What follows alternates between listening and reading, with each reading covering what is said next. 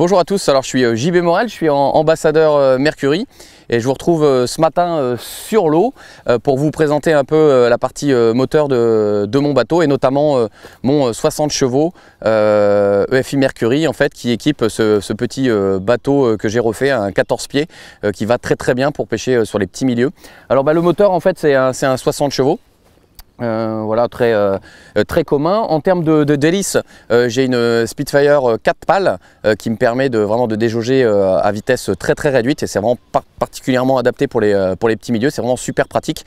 Le bateau est relativement plat et très fin, donc du coup il se met à plat très vite et c'est vrai que on gagne vachement de temps. On n'est pas à naviguer longtemps le museau en l'air, on n'a pas non plus trop à jouer sur la trim. C'est vraiment parfait. Et la particularité surtout de ce moteur et surtout de ce bateau là, c'est qu'en fait je ne voulais pas de poste de pilotage puisque je pêche essentiellement le cendre en vertical et un petit peu de power fishing, mais c'est surtout le cendre en vertical à deux personnes dessus, donc je voulais absolument ne pas avoir de poste de pilotage. Donc du coup j'ai opté pour le tiller, j'ai opté pour une barre franche et pour cela Mercury commercialise une toute nouvelle barre franche, toute option, qui peut équiper un moteur de 40 chevaux jusqu'à 115 chevaux. Et l'avantage de cette barre franche en fait, c'est qu'elle va vous permettre d'éviter toute console et tout cadran, puisqu'en fait il y a quasiment tout dessus et en plus il est relié à mon Lowrance, mais ça je vous montrerai ça après, comment le relier à votre sondeur. Donc on va surtout parler de cette fameuse nouvelle barre franche. Alors l'avantage de cette barre franche déjà, c'est qu'elle est ambidex. Alors moi qui suis gaucher, en fait vous soyez gaucher ou droitier, vous pouvez changer le centre de rotation de la poignée de gaz. Donc ça c'est vraiment important quand on est gaucher ou on est droitier, ça évite d'avoir à un moment donné une tendinite quand on a le bras cassé à l'envers quand la poignée elle n'est pas ambidextre. Pareil, la poignée de gaz aussi, on peut la mettre à gauche comme à droite. On peut régler donc forcément ici la dureté de la poignée de gaz. Donc en bout de poignée, il y a les deux boutons de trim qui permettent de corriger l'assiette du bateau. Et puis ensuite on va aller vers du début jusqu'à la fin. Alors sur cette poignée, cette barre franche, il y a un système troll pour trolling. Alors en France on n'a pas le droit de pêcher à la traîne, donc j'utilise très peu en France pour la traîne. Ce que je l'utilise par contre, c'est que c'est très pratique quand on veut faire un peu de side pour voir un peu, de scanner un peu sur les côtés avec le sondeur en mode side. C'est vraiment très bien, puisqu'en fait on peut régler la vitesse sans avoir à toucher la poignée de gaz.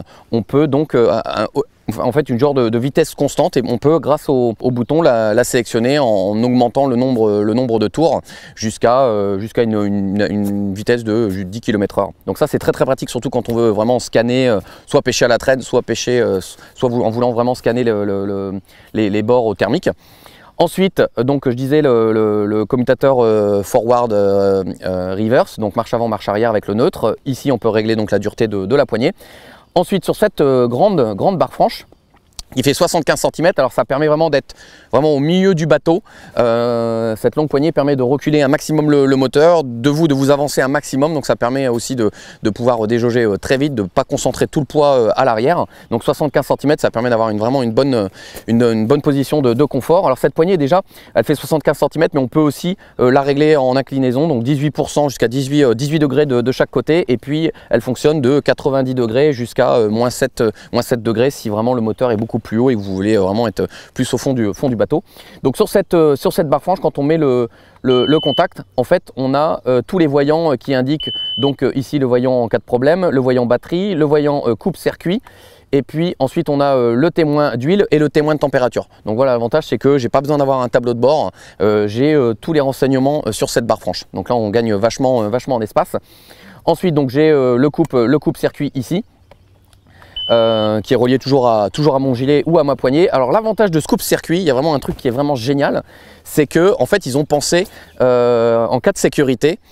Imaginons que le pilote est éjecté, donc forcément je me retrouve dans l'eau avec le coupe-circuit accroché sur moi.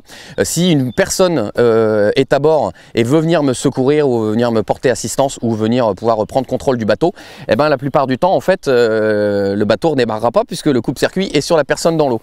L'avantage c'est qu'en fait ici ils ont placé un petit coupe-circuit de sécurité sous la barre franche qui est vraiment coincé, logé en dessous, et vous avez donc un coupe-circuit de secours que vous pouvez venir commuter. Donc on voit mon voyant qui s'est mis en le coupe-circuit n'est pas rattaché, donc on voit que le voyant se met en route.